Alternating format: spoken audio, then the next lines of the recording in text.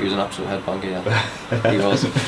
Tell you some stories that he was an absolute madman. He used to smash the place up, honestly, yeah. He used to kick the drawer, he used to slam the door, punching walls, big holes in walls, like picking up water bottles, throwing them everywhere. But then his man management after that was actually really, really good. Again, I initially struggled when I went there. It was a big move away. It was right at the top of Scotland. And he kept bringing me in, like, come on, what's up here? And I just asked him, like, just leave me alone. Leave me alone, let me get on with it. And do you know what he did?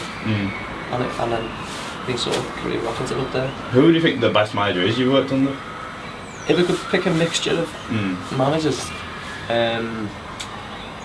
Terry Butcher's man management was really good. John Hughes at Inverness was the best coach I've ever worked under. Oh, really? His coaching was ridiculous. John Ward at Carlisle, very, very good. Yeah. It was a good field, to be fair. Yeah, you mentioned he was a cup win, Scottish Cup win in 14-15. You score in the semi-final, extra time. What's that feeling like when the ball hits the back of the net? It's just like that was euphoric. I don't think I'll ever get a feeling like that ever again. Never had it before. Probably will never get it again. I'm just trying to keep the emotion. There's 1 minute left of extra time. I'm trying to keep the emotion in. I've just scored the winner against Celtic in the semi-final, and like I felt like crying, to be honest. I had to keep my tears in. It was the best feeling I've ever had. And it'll never be matched, I'm sure. I have kids and like married and all the rest of it. They're nice feelings, but that's for an instant hit of pure like euphoric joy. It was just unbelievable. Yeah, I've seen the goal and the ball comes out. It's almost an open net, really, isn't it? Yeah. And what's your feeling in the head? Is it just get hit the side? Yeah, it just came across, and then I've said this in interviews before, and then like after the game, I had the feeling that I was going to score that game, and I knew we were going to win. It was the strangest feeling. That I'd been there before, and that this was going to happen. And when it did happen, what a feeling. The same season, the club finished third, the highest ever finish. Was that the best moments of your career? Definitely. Yeah, it was. It was the peak of my career by a mile. Yeah, it was the most successful time and most enjoyable time. Yeah, winning cups, fighting for getting in Europe and stuff like this. It was. I felt like a footballer. That's what I dreamed of. It's what I wanted to do, and it just proved that like going to Scotland was the best thing I could ever have done.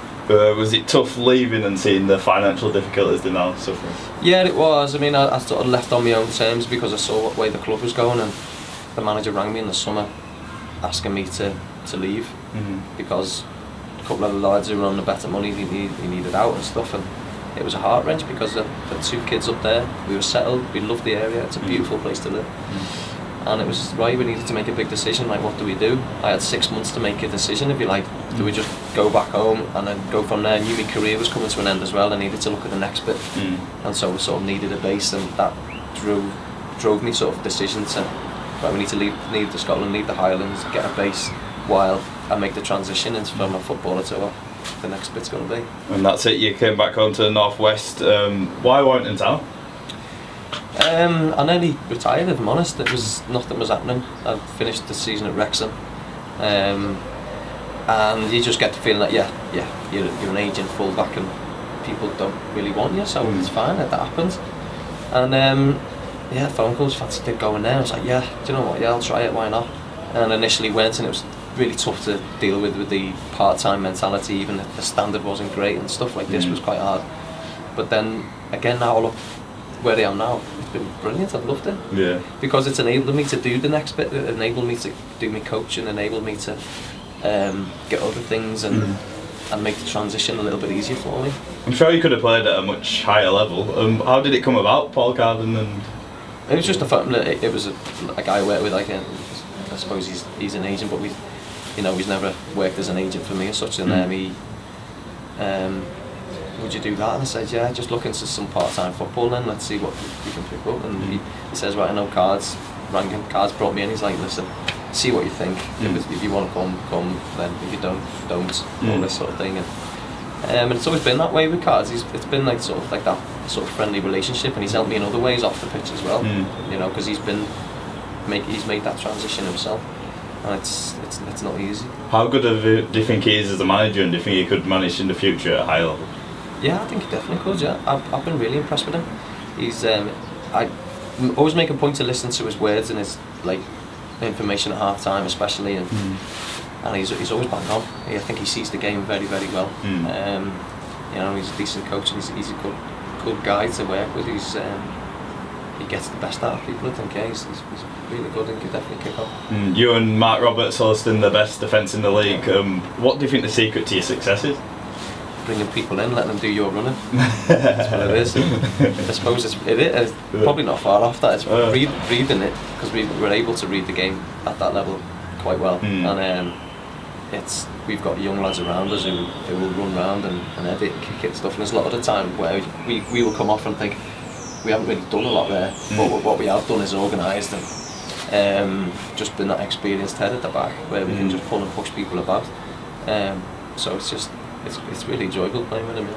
How do you find the transition from full-time football to part-time? Is it a lot different? It's hard, yeah, it's hard. I found it.